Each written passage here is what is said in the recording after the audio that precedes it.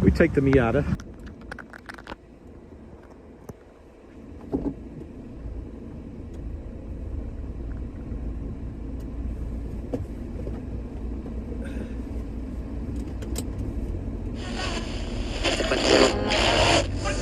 You're me. I'm gonna offer you. I heard what you did. Brother, why are you talking over me? Let me respond. Yay, Chris. Yay. I'm Piers. Let's respond. Let me respond, right?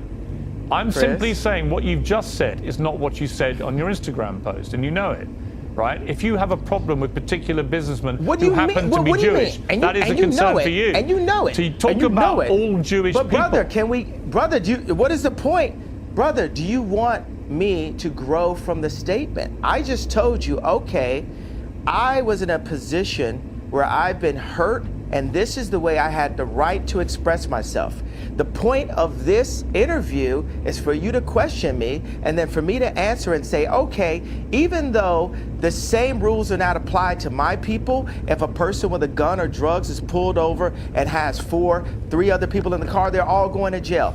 I'm not going to apply that to Jewish people for the sake of this conversation. Isn't that what you wanted? But you know what you did? You tried to civil rights me. You tried to pull me back to a week ago, but we're here today. There's been plenty of conversations and commentary since that, but you want me to go back to 1960. No. You want me to go back to 7 days ago. All right, let me jump in. Here's what I want you to do. I want you to reflect. Okay, so have we grown? Have we grown? Here's how we grow. Yeah, here's how we grow. I want you to reflect. No, have we grown? Have we grown? You're not in charge of my growth. You're not in charge of my growth, Chris. Okay, let me phrase it like this. I'm about to suggest to you how you may grow if you choose to grow this way. And you can ignore me. You can ignore me. Piers, how much money are you worth? Not as much as you, sadly. Exactly. So take my advice. Maybe you'll get richer. I would love to take your business advice. Why would I listen to you? Well, why don't you hear what my advice is and then work out if I'm wrong? Can we do that deal? You haven't given me any credit or a moment of reflection for the comparison that I made, the brilliant, if I do say so myself, comparison that I made to the cops pulling over one black person and locking everyone up. I understand what you're saying. And my tweet having issues. Wait a second, I wasn't done with the sentence. My tweet referring to all Jewish people, and I said, for the sake of this conversation, I will refer to the business people who have destroyed me and my people and my fellow creatives. But you didn't even accept that I gave you that. You tried to push me back into 1960. No, I didn't. You tried to push me back into last week. No, I didn't. Okay, do you accept that example that I gave you? I understand completely the example you gave me. I think all racism is wrong. So I feel that we've grown. I would like you to reflect. I feel we've grown. If you feel we've grown? If you've now changed what you wanted to say originally, my question for you is, do you now regret saying DEFCON 3 on Jewish people? Are you sorry you said that? No.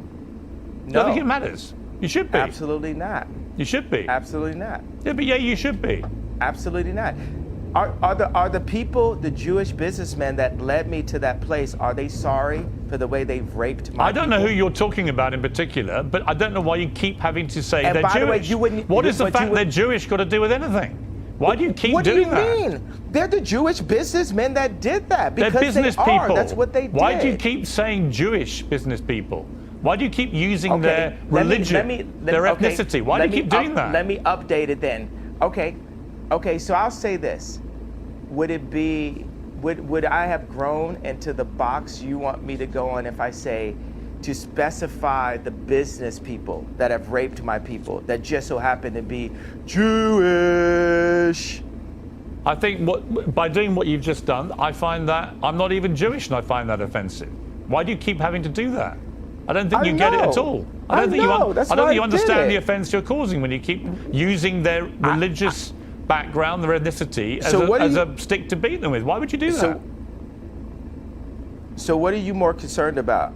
Getting the richest black man of all time to kowtow, because it's not gonna happen. I don't want you to kowtow. You can do what the hell you like. You're a billionaire. You can do what the hell you want. I'm just saying to you that I don't think you quite understand when you talk about.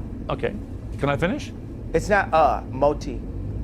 You're a multi-billionaire. Okay, well, congratulations. But that doesn't change the fact that when you insult the Jewish people and say you're going DEFCON 3 on the Jewish people, that is as racist as anything you say you've been through and any pain that you've experienced. It's the same thing. Racism is racism. And you know that, I think, don't you? Yeah, obviously, that's why I said it. So you said it knowing it's racist? Yes. I fought fire with fire. Okay. I'm not here to get hosed down. At least that's Just a honest. different type of freedom fighter. That's honest. All right. You were racist because you knew it was racist, but you decided to do that because people have been racist to you. Is that your position? No, I'm not. First of all, I can't. What is the beginning? Read the whole tweet. I'm sure you have it in front of it. Somebody in your office has it. Get him a coffee and a yay tweet. What do you want to know? The whole tweet? I want you to read it out loud, sir. I'm a bit sleepy tonight, but when I wake up, I'm going DEFCON 3 on Jewish people. The funny thing is, I actually can't be anti-Semitic because black people are actually Jew. Also, you guys have toyed with me and tried to blackball anyone who opposes your agenda. That was the exact tweet. I like reading that whole thing. I can't be anti-Semite. I love Jewish people. I work with Jewish people. Yo, watch this, watch this. Some of my best friends are Jewish. Right. So you know how that sounds. How many times have you heard that statement? Of course. Of course. Wait. Have we ever heard that term before? But the funny thing is, they are. I work with Dove Charney that got kicked out of his company, out of American Apparel. I work with this guy every day. He's like my twin. He's one of my favorite people in the planet, and we work through that, and we talk through it, and he says, yay, why are you so mad? And I'm like, this is why I'm mad. This contract right here, what's gonna happen before I'm done, we're gonna open up all of the music industry contracts, all of the publishing deals, all of the athlete deals, all of the acting deals, all of the mortgages, all of the deals. But that's fine. But yeah, that's all fine. Business people who we went at. That's all fine. You can do all. But it has to start somewhere. Of course, you can do all that. And when you do that, it has to start somewhere. I hope you won't be judged as a black business person doing it all the time. That people don't phrase it all the time by the color of your skin, but by your business acumen. Isn't that what you would like? Isn't that what equality actually means? Of course, I'll be judged by that, because when people come into power, people get judged. You know what I'm saying? Like, there's nobody that gets judged more than a straight white male. The straight white male has the least amount of a platform to even speak. A straight white male can't say, my wife hurt me today, and because people will say, well, you're hurting women. A straight white male can't say, hey, a black employee didn't come in to work on time, because then people will say you're racist. A straight white male can't speak on a homosexual person because they'll say you're homophobic. And so I empathize with the position of the straight white male.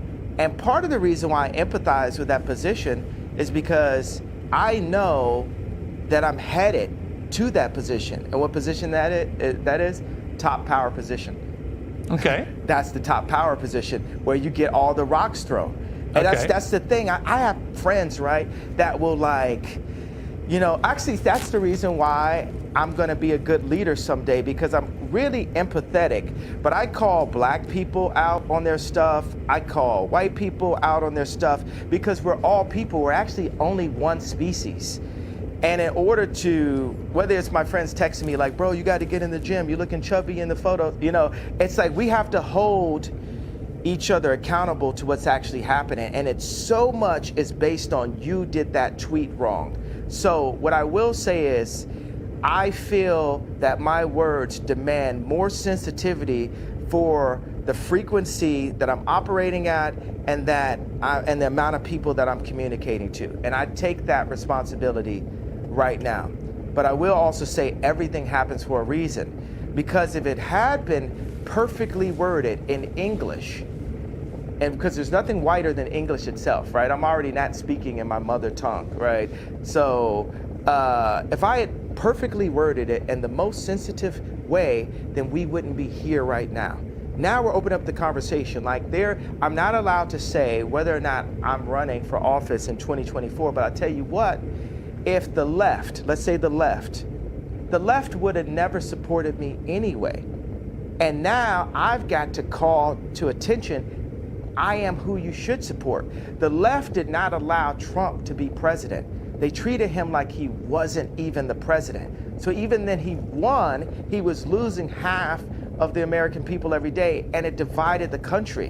What I'm saying, whoever goes into office, for British media, for American media, we must support our leaders and not just run this hyper negative. You know what I will, and black people hate when I apologize for this. When I see people like John Legend and Chrissy Teigen talk down on the president, I'm like, wow, that kind of sounds like me. That kind of sounds like the telethon. I opened up this level of disrespect towards our leaders. And people were happy, and the left saw that and say, well, let's just have every celebrity do what Ye did at the telethon. So I take responsibility for that moment. And you know what? I just want to give every Jewish person a big hug. Also, I'm envious of the Jewish people. I'm envious of how they don't abort their children. I'm envious of how they don't shoot each other in the streets and then rap about it. I'm envious of how their families stay together. I'm envious that they turn their phones off on Friday night and the family comes together. I'm envious of how they do the business together. And I want that for the darker Jews. I want that for the black people. I want that. We need that. God said we should remove the word want, right? Okay. We're gonna have that. Okay. And this is the beginning of it. But it seems to me, and correct me if I'm wrong, but it seems to me that you are acknowledging, as you've just acknowledged that it was wrong to say what you said about President Bush when he said he doesn't care about black people, and that may have encouraged all this disrespect towards presidents since. I think it's an interesting point you made. It does seem to me, Ye, talking to you, that even if it's hard for you to admit this, that you do regret the wording of that tweet which caused all the problems, and you wouldn't phrase it that way again. Am I right? I would tell my dad that. My dad loved the White Lives Matter t-shirt because what audacity does a black man have to wear the exact same t-shirt that a white man could wear? You know, and my dad was a Black Panther. I mean, we have a water purification center. You know, he's like the original Steve Jobs. Right. He's the educated version of me, right? And he liked both of those things, but he said, you know, Ye, he even calls me Ye now. He's like, Ye, you've got to be more sophisticated with your wording. And that wording, like I said, I'm a bit sleepy. And it lacked the sophistication needed to be the true conductor that I am. Because it's the conductor's job to bring people together. And that was divisive, right, which is not who I want to be. Right. So so I'll tell you that.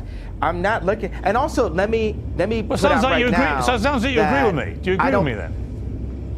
I want to talk. Okay, let me say that I'm just thinking right now. What's on my heart is the idea for people who do actually have severe mental health issues. You know, the word retarded. For, you know, there's parents that have children who actually are mentally ill, and that word is really offensive, right, to those people. So why use it? And just because I was feeling well, it's a couple reasons. Because people call me retarded, they treat me like I'm retarded, and so I embrace it. It's like you call somebody a so much, they say I'm. You call somebody a bitch so much, they say I'm a bitch. You call somebody a retarded so much, you say I'm retarded. Like, I was exhausted, and I embraced the idea of having a serious mental health issue. But Noah also, but Moses was basically on speed when he was doing what he did. Let me ask you, by the way, look, out of interest, yeah, how much sleep do you get a night?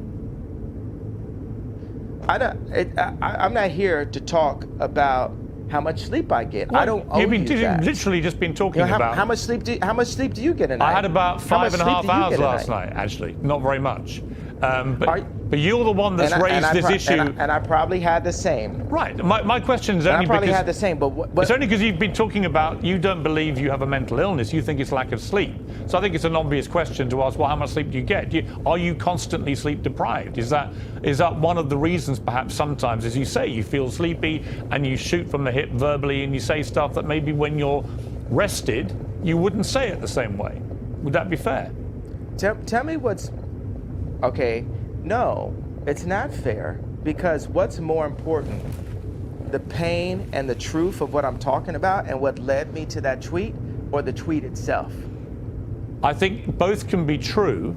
Because the problem you have is, I think you've because you have acknowleded. one tweet. I think you've acknowledged that the one wording tweet of the to tweet like 50 was offensive. years. Yes, I understand, but you know the damage it caused, and I think I understand that was offensive. And I think that you have The accepted. You damage probably it shouldn't have causes phrased it that way. You as a white person are so stuck on the idea that what I said was offensive, which is a very caring approach. You're not sticking on the fact. You have not unpacked what happened with those contracts. I've said that, but you didn't ask me another question about it. That means there's an agenda. Absolutely not. Inside of your platform. I have repeatedly said to you that I'm sure I do not disbelieve that you've had contract business issues with various managers, accountants, and so on. My argument is that when you do it, me, or other me's. I'm sure many other artists in the music business. Yeah, of course. You know why you're sure? Because you don't care to do the research, because it doesn't affect you. No, it's because you said. Have you done any research? No. Yeah. Let me explain to you. I'm not doubting what you're saying. You don't care. I do care. You don't care about me. You don't care about my people. I care about me. I care about my people. So it's for me to stand up. And God forbid I step on someone's toes while I'm at it. It's not someone's toes. You stepped on the entire Jewish people's toes with a very deeply inflammatory tweet, which I think you've now accepted. You shouldn't have phrased that way. It's taken a bit of time to get there, but I think you have accepted that, right? Have you accepted that you've put no effort into understanding how I got there? I don't think, honestly, 10 years from now, honestly, I don't think there is any. You're going to apologize to me about this interview. I'm not. You're going to apologize to me about this interview within the next 10 years. No, I'm not, because here's the thing. Mark my words. I don't doubt you've had. It's very one-sided. No, it's not. It's very white-sided. Oh, come on, It's very one-sided. It's very like. It's not white-sided. I'm not doubting you've had business issues. I'm saying the way to respond to that is not to go public to millions of people and say you're going DEFCON 3 on Jewish people. Millions of people. Right. Millions of people have had DEFCON 3 on their contracts. Right. You didn't say that. You didn't say that. And said, millions of people. Well, I opened it up. Now I didn't, but now I'm saying it now. Okay. So now what I think you should say, I should say to the Jewish people, I'm sorry for the offensive language I used in that tweet. I wouldn't do that again. This is what I really meant. I think people would respect you if you said that. I don't know why you can't just say that. You know when I'll say it? When I sit down with the people who write out the contracts for the NBA and for the NFL and for professional music and for acting contracts. We need to go to the top lawyers, the top execs, the owners of the stadiums, the owners of the football teams, and the owners of the record labels. And we're going to put them all in one room. And we're going to read let's go top 10 in each one of these categories, right? Let's read Michael B. Jordan's contract. Why would any of that? Hey, bro, I ain't finished. I ain't finished my sentence. Nothing you're saying has anything to do with regret. Hey, boy. Don't call me boy. Don't finish. I told you. Oh, don't treat me like a boy then. I'm going to finish my sentence of my idea. Nothing you're saying has got anything to do with the tweet. Cool. Bro, I was in the middle of a sentence, boy. Okay, so are you going to allow me to finish my sentence? Yes. If you then answer my question. Okay, so I'm going to tell people when I would apologize for the tweet. This is what has to happen first. I need all of the top executives in Hollywood.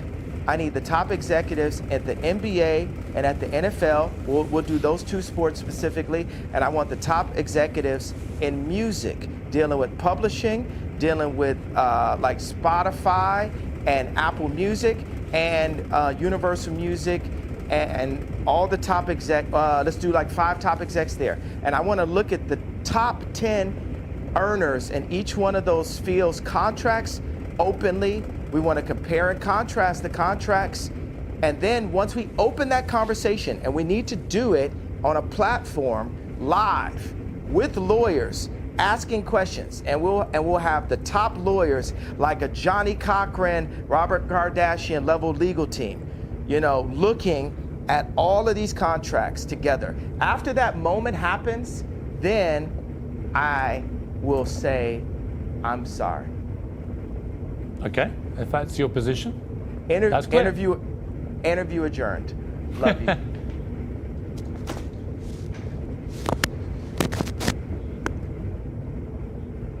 Okay, that's the end of the interview. I mean, I just get the feeling from you that you're obviously a complex character, brilliant in many ways, fascinating, like I say, compelling. You have a huge appeal to millions of people around the world. It just seems to me that occasionally your mouth gets you into trouble, and that perhaps on reflection, sometimes you look back and wish you hadn't said things. Is that accurate? Nah, not really. Because the things I say are on behalf of God. Like, it's not always godly because I'm a man, but God is definitely using me. You're Catholic faith? I am. What's yes. your background? I am What's your Catholic. religious? Catholic, yeah. Well, we're working for God here, and it's just like with Black people now with entertainment, we're coming into wealth, but all the other, Black people with anywhere near my amount of wealth would never cross the lines of taboos inside of the media that I would, that actually we used to in rap. All these words, we used to say these, so it's all these like words that are being removed from our vocabulary, words that evoke emotion. Don't you feel like the salt is being taken out of our food? Look at Dune. The people who control the salt controlled all the money. And people are trying to control the salt, and it's salt in our language. That's why I will not apologize for having a bit of salt in my words. I will say, hey, this can be improved on, but it's like, hey, look, I'm gonna update. You're looking at the God's iPhone 100. We are God's iPhone, right? If you think about it, we're his favorite creation. We were made in his image, and we need updates. And society, capitalism, media, and thought police have been stopping us from our updates. We have to have a thought, and then we have to actualize it. I like the word actualize better than execute, because execute's a negative word. We discussed this.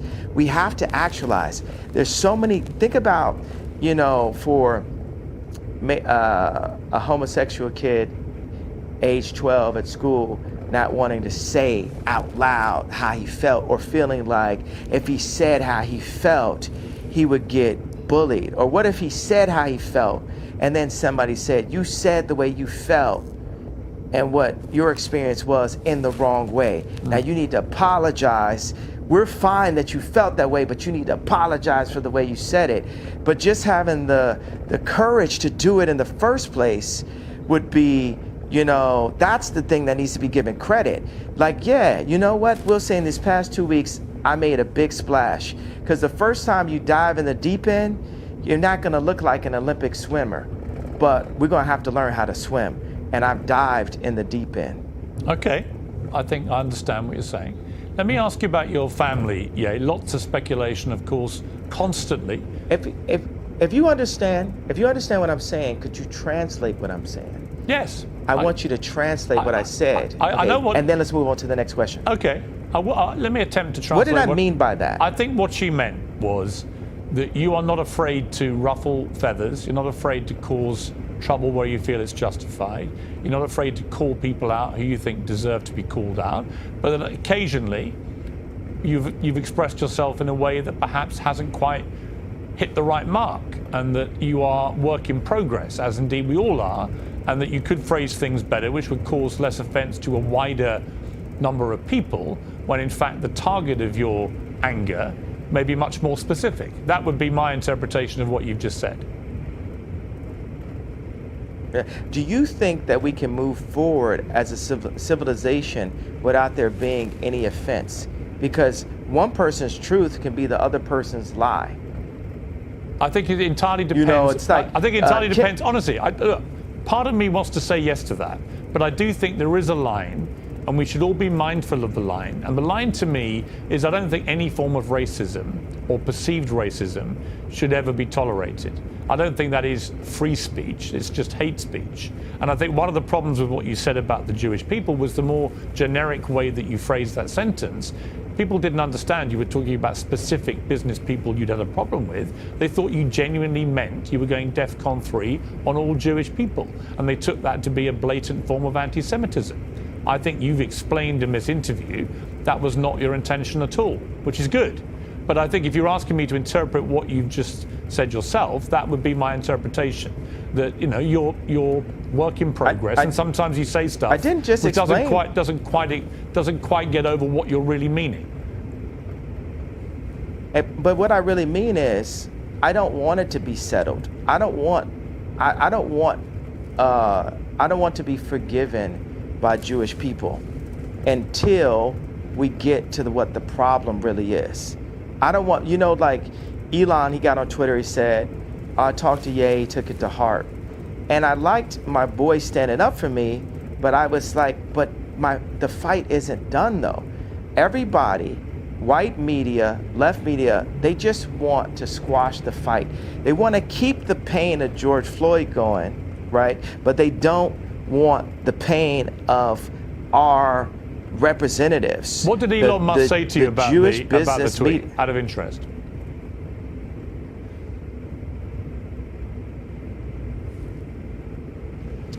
It's vague to me right now. I don't want to misquote him. What was the general? It's vague to me. What was the general point of what he was saying?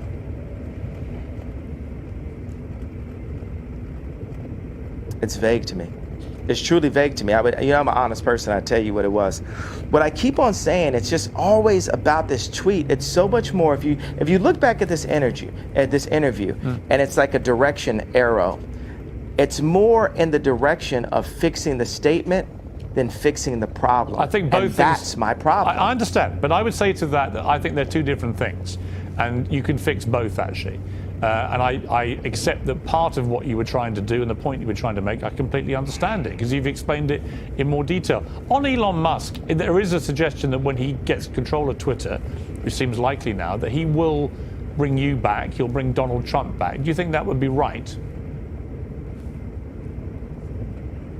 It'll be lit. Do you think it's wrong that you and Trump have been banned from these platforms? Absolutely. I was talking to Trump a couple days ago, and he was like, I'm not going to do his voice, right? But he was saying, you know, I had 277 million followers, and the next day I had nothing. Mm-hmm. And that related to, you know, Mark Zuckerberg, Meta.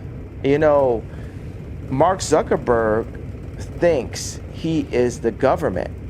These tech companies feel they're more powerful than the US government, to the point of actually kicking the actual president of the United States off of an American social media platform. This is the world we live in.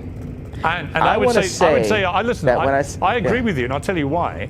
I think it's completely inconsistent that companies like Facebook and Twitter allow people like the Ayatollah of Iran, for example, to remain on the platform, or Taliban people to be on the platform, but they don't allow an American president. That seems to me completely ludicrous.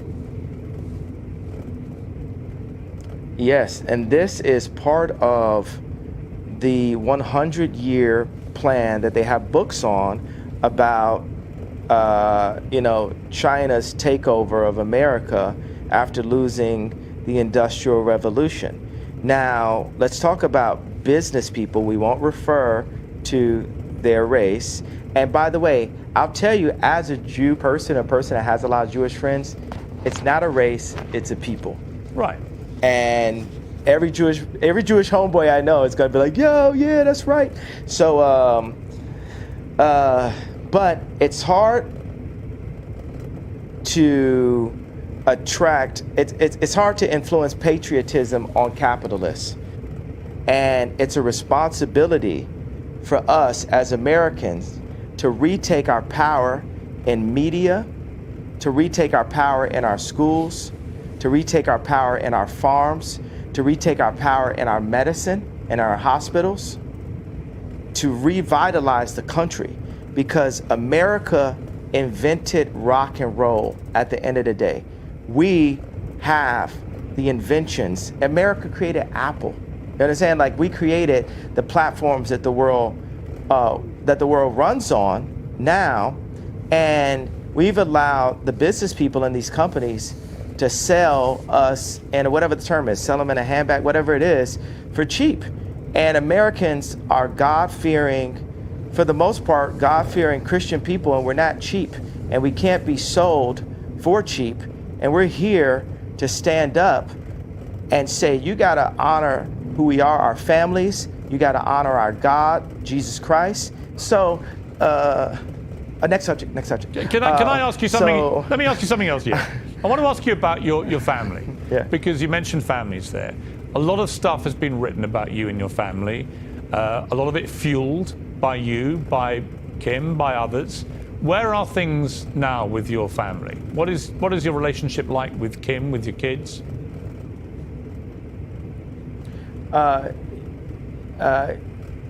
Kim has Zionist media handlers surrounding her, all in and out her Hulu TV show, all in and out her family, all in or out the house that I created for my family.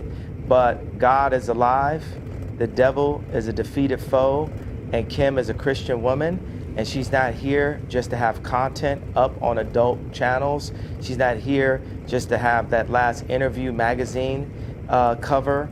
If you look at the two Interview magazine covers, look at the one when I was there and look at the one when I'm not there. And that's the reason why this Tuskegee experiment of such that's happened to the black community, where they took the fathers out of the home and the leaders out of the community and have torn apart the community. Now they've seen that's worked, and they're doing that to America. They're attempting, they're trying. I mean, that it's interview, the interview though, magazine cover you're talking about, I think is the one where she was basically semi-naked in front of the American flag. And I thought that was pretty distasteful, actually. It was about the American dream, and I thought, well, if that's the American dream, we're all screwed. I mean, in America. And I agree with that. And I didn't feel the platform to voice my opinion, because it's always like, hey, this is your kid's mother. But it's time when the leaders, like, I'm still the priest of that home, Chris. I'm still the priest of that home. They want to make it this matriarch society, all that, and but I am the priest of this home, and God is alive. I am the living Robert Kardashian, and I'm going to stand up for what God would want as a Christian. And then people say as a Christian, oh, you're not supposed to curse, you're not supposed to have righteous indignation. But I do. Christians had swords also. Christians got guns, I tell you that. So. But do you talk to Kim? I mean, there have been reports, that you and Kim don't really talk at the moment. She's distancing herself from you because of the stuff you've been saying was getting controversy. Is that true? I mean, John Legend is distancing himself from me and buying more Christmas sweaters in the middle of spring also. So I'm not saying that, they're making the right decisions. She's being influenced. But I guarantee you what's not finna happen, we not finna see her in one of them John Legend Christmas sweaters no time soon. But do you talk to her?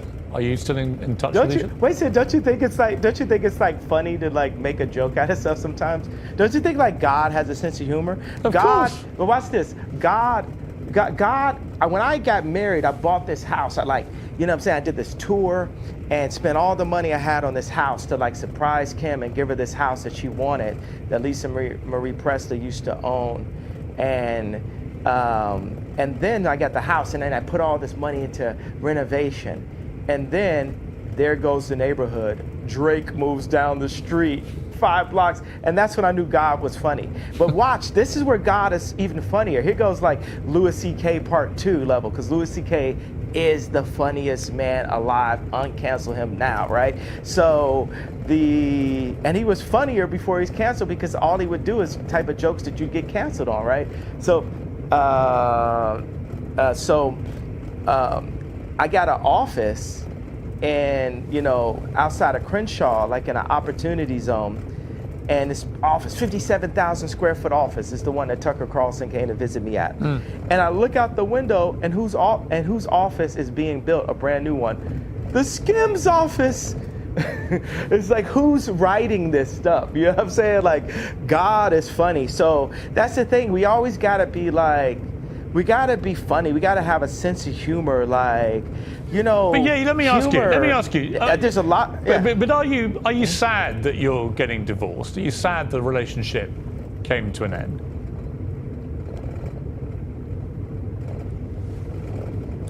That happened 2 years. We got the divorce 2 years. Yeah. Yo, we're. Are you actually? We've been got divorced. Yeah. I mean, let me rephrase that. Are you sad that you're no longer together? That you're divorced? We'll always be together. She dresses exactly like me. What do you mean? Like, my kids are me. You know, there's no person that she'll ever get with that will influence her more than God and then her priest on earth, which is me. You know, whether it's the Skims clothing line, the designers, the architects, all those people. You got the Clintons, the left, utilizing what we built together to try to use her as an influence for the black culture and the word culture in general for the next elections. They need those 300 million followers from Kylie and Kim on their side going into their election, as they push trauma culture to the black people again, as they claim any of my questions of business dealings to be anti-Semitic comments, and push, you know, Kim to, you know, as a billionaire mother of a lawyer and a mother of 4 Jew black children, to do covers like Interview. And that's what happens when they take the dads out the home, and that's what they've been doing in the hood. They take the fathers and the leaders out of the homes. And if we keep on allowing this to happen, and we don't have some level of a decency clause inside of our media on what everyone sees, like when I was young and I would go to the video store, if I wanted to go into the adult section, it was a curtain, it was a person sitting there watching, making sure that kids didn't go in. If the kids went into that section, there was a video camera, and they would have you be escorted out of that section. Now that section is forced through TikTok.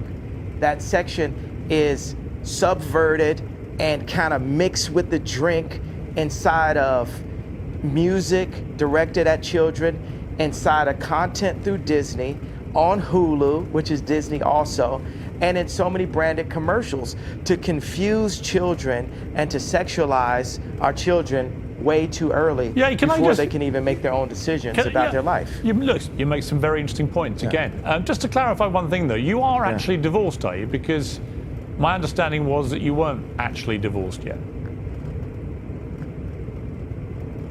You know, I ask God the same question some mornings. Am I divorced, God? Am I divorced? Because I might be divorced on paper, but I'm not divorced of the idea of being the protector of not only this person who is so influential. Imagine Kim making all of her decisions that she does publicly. You know, grown folks' business is grown folks' business. Never know what could happen with a little sippy or whatever. But, you know, all the decisions that she makes publicly being based on an audience of one. And Piers, what audience do you think I'm saying that is? Well, you. No, not me. For us as Christians, right? Who is our audience? We have an audience of one. Well, you mean God? God.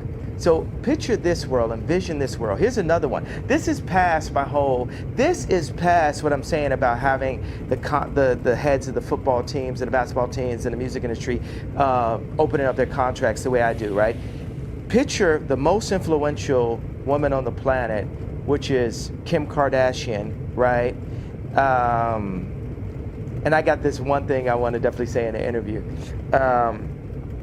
Picture the most influential person on the planet, the most influential woman on the planet, performing in public only for that audience of one, for God. Imagine the overwhelmingly positive effect that will have on the planet. And mark these words, it will happen someday. Okay. And I had this thing, of course I'm divorced, and this is like a funny thing I thought. Being that her name is no longer West, and my name is no longer Ye, being that her name is no longer West, and my name is now only Ye, if we were ever to be together again, what would our name be? Kim Ye. Would you like that?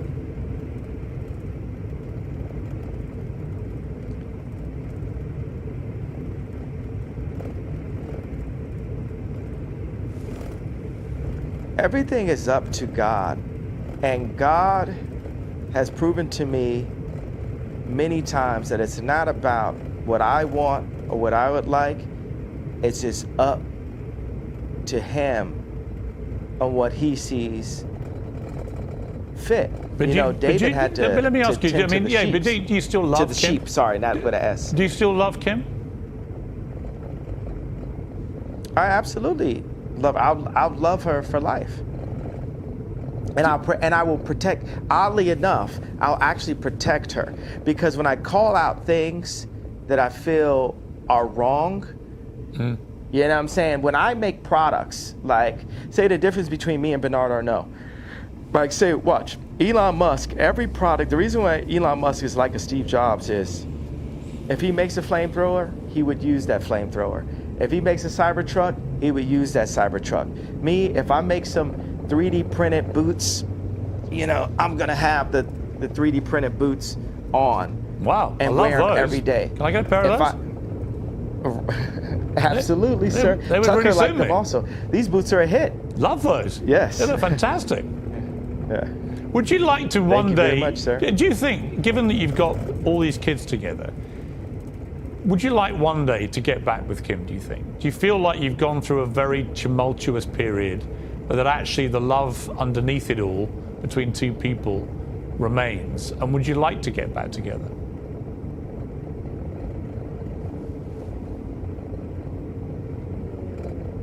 Those thirst traps still be fire.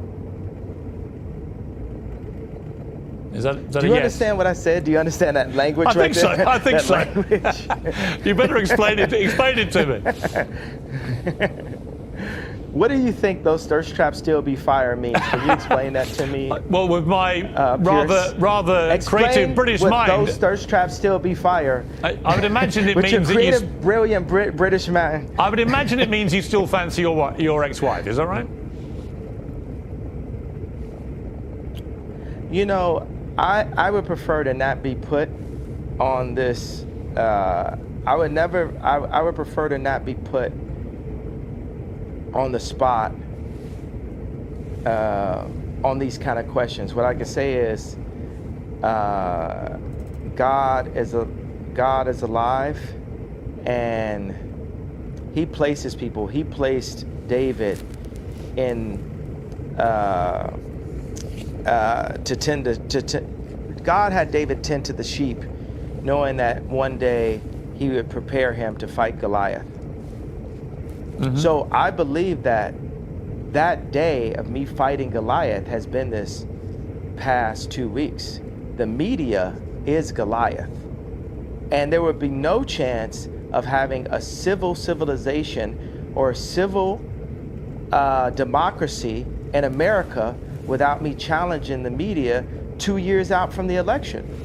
Because this thing that I'm challenging may be setting myself up to one day be able to be president, or it's maybe for the other president. But regardless, we have to have some decency in America as the thought leaders in the content that we put out. But you and that's how but on God that point, is on that using point, me now. on that point, Yeah. you keep talking about the media as if somehow it's the media that's created all this furore in the last 2 weeks.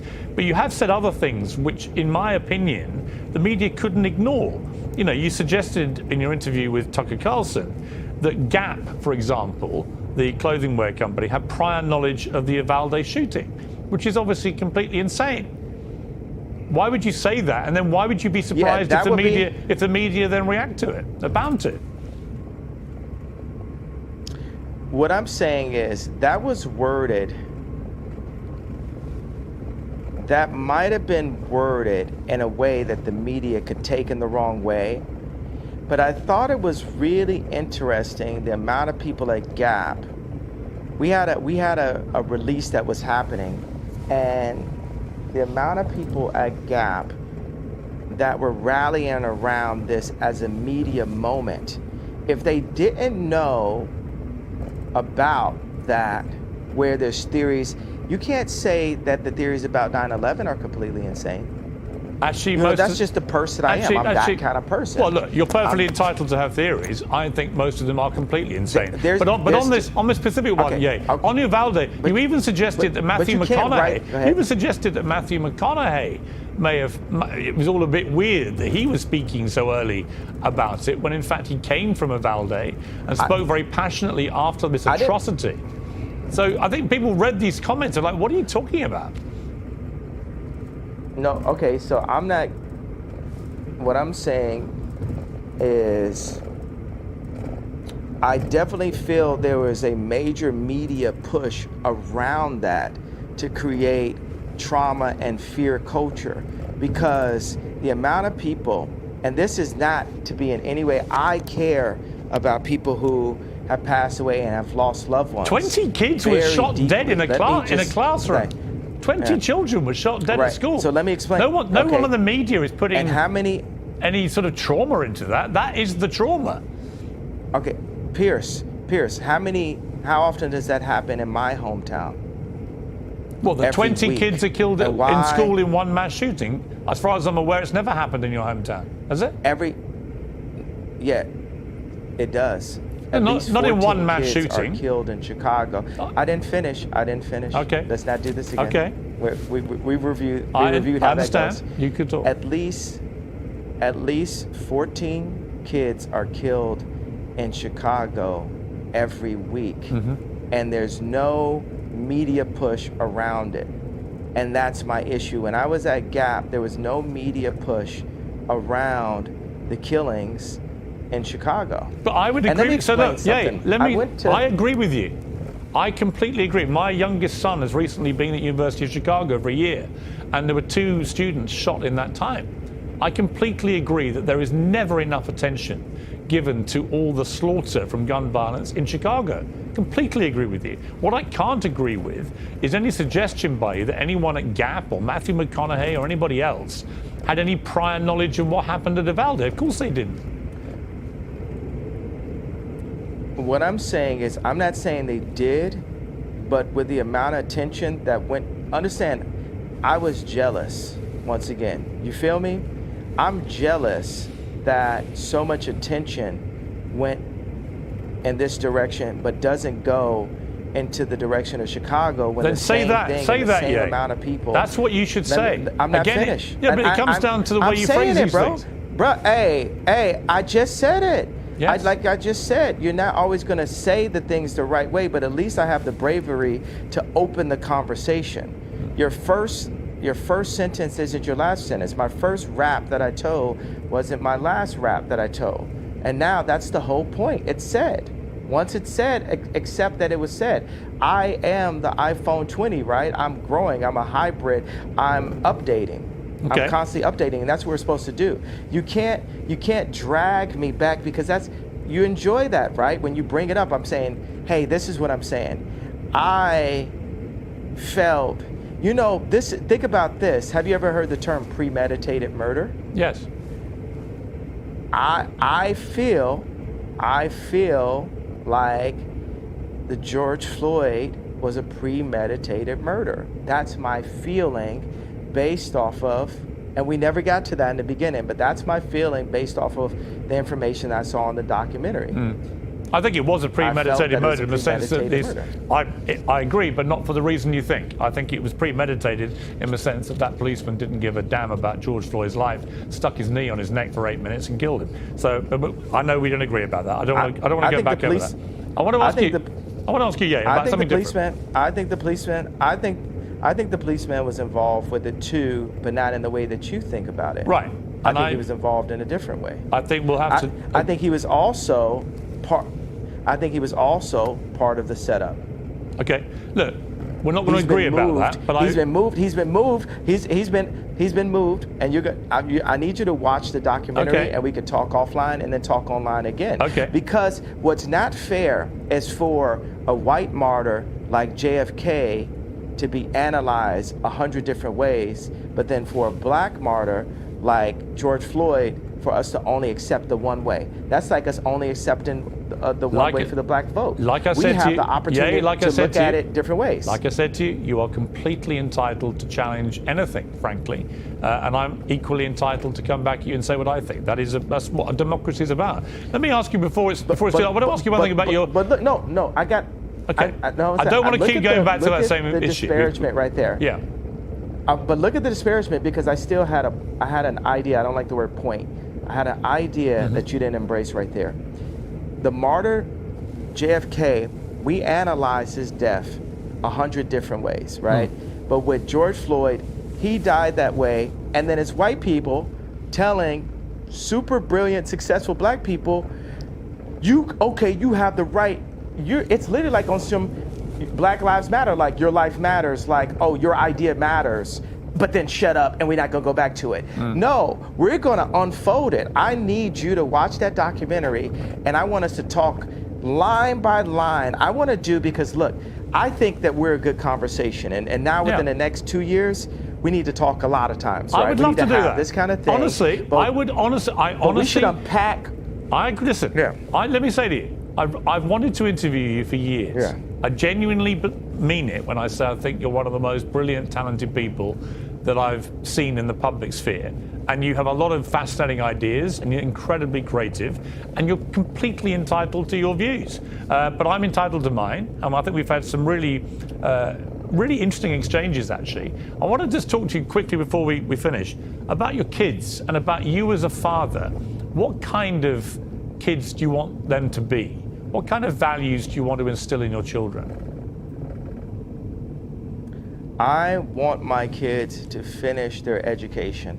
I know that my album was called The College Dropout, but when I look at the way, just like you said, your kids are in the University of Chicago, we need the education. That's another thing to be jealous about. The Muslims have the Quran, right? And Jewish people also have their holy books, but they have the education. And once we have the education, and we have the strong black minds, we need to pull them together. There hasn't been end-to-end black-owned communities since Black Wall Street or since the gentrification of Harlem. Like I have this tech company called STEM, right, that had the most successful launch in tech history with 80,000 STEM players as far as a first launch, right? We sold 80,000 STEM players back in February, and we went off the Apple platform, and now we're coming with the next generation that has a projector in it, and it's coming with 4,096 movies. I did that because my Amiga computer had 4,096 colors when I was in 7th grade. And also you can download films without having to use an Apple product. So I called this guy, and we're working on finishing up elements of the deal, and he's using emotional bullying, and like his shoulders are down, you could tell on the call. And he says, well, because of your comments, we're not gonna be able to hire people. It's the people that we need. And I said, well, how many people do we have working for us? He said 60, and we have 40 part-time. I said, well, how many Jewish people do we have? He said, well, I don't know. We have some. And I said, well, do we have black people working for us? He said, yeah. I said, how many? He said, 2. And I said, you're telling me we can't find 60 black engineers? Well, yeah. And see, that's where that comment that got me into so much trouble forced me to look at myself as the richest black man since Mansa Musa, right? With multiple tech companies. And where am I kicking the tires inside of my own company to ensure that I'm hiring my people? Because Chinese people hire Chinese people, and Jewish people hire Jewish people, and Catholics hire Catholics, right? But with blacks, we'll give our company to Bernard Arnault. We'll give our company to Mark Zuckerberg. We'll give our company away. And it would almost come off as anti-Semitic if I hadn't crossed that gun line so far to say, hey, I have to go and ensure that I'm hiring the brightest black minds to my black-owned tech company. You know, Kamala is our never again. We're never gonna just hand something over just because we like the way this person looks, and we have the emotional connection because she was a Delta and my mom was a Delta. She got 96% of the black female vote. You would have thought Drake was running, and we haven't seen her really honestly since. And I want to say something about the left. The left, you guys got to sit with me. Your current administration that these guys put up, they shit the pot on this one. They should have got Bernie, but Bernie had too much of a conscience. And so you got a guy with no conscience. Instead of getting Bernie Sanders, you guys got Weekend at Bernie's. And and you know that you don't like where we're at right now. So we got to have a conversation going in. When you listen, on how to I won't disagree with you about. I don't disagree with you about President Biden or Kamala Harris, for that matter. Yeah. Let me ask you about someone we haven't mentioned, Vladimir Putin, and what he's been doing in Ukraine. What is your view of that? I do not believe in war, and I believe that there is ways that America could have avoided this war. But Biden has money, Biden has reasons for us to be at war right now for selfish reasons. And what I would like to do, without giving you too much information, I would like to speak with my political advisors to give you the exact information. I'm not gonna, hey, watch this one, Piers. I'm not gonna shoot from the hip on this one, especially talking about war and things as sensitive as Ukraine and the Russian war.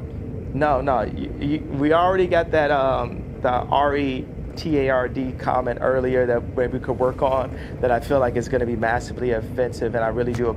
Now that one, I do apologize to people that I offended earlier in the interview on that comment. Maybe we could look at scrubbing that if we deem. Well, actually, like to. I would say this. Yeah. It's an uncensored interview. You said something which you've now wished you hadn't said, and you've apologized. I actually think that says a lot about you.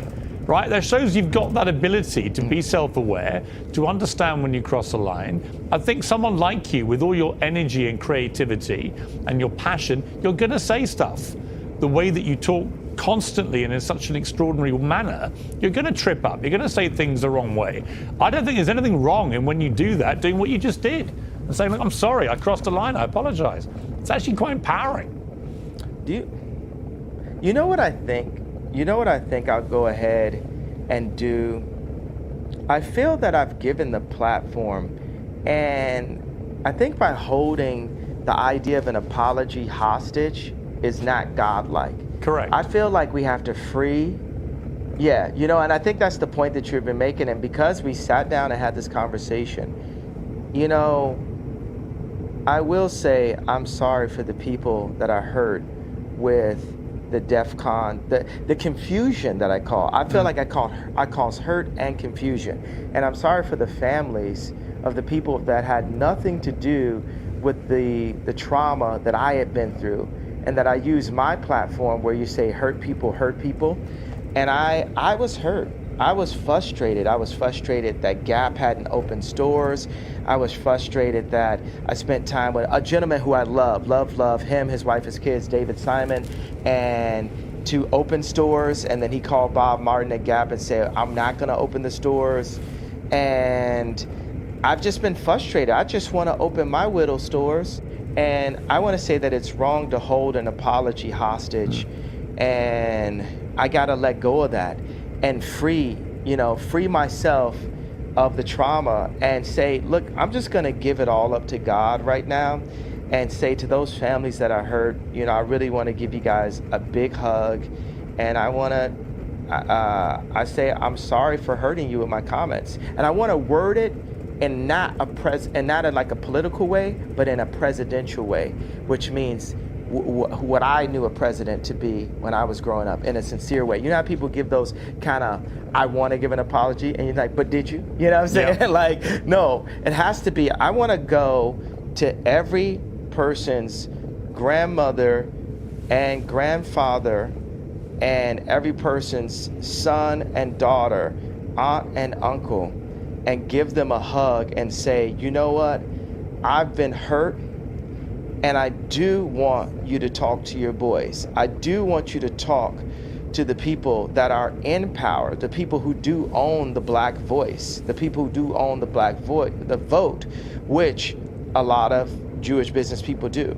And I want to be able to sit at the table with the contracts. I want my people to sit at the table with the contracts. I do want all of this, but I'm not gonna hold my apology hostage till I get that. I'm gonna start by taking accountability for my actions and the lack of sophistication in my wording. Like I said, I was sleepy, and it was taken in a way that I didn't mean to be taken. It definitely caused some attention. But I don't want the conversation to go away just because I came to you guys and said, I understand how I hurt you, and I'm sorry for the pain that I've caused and the confusion that I caused. Now that is said, right? But I don't want the conversation to go away that we are still in a place where these contracts are still up. My people are still getting screwed. This has to be opened up.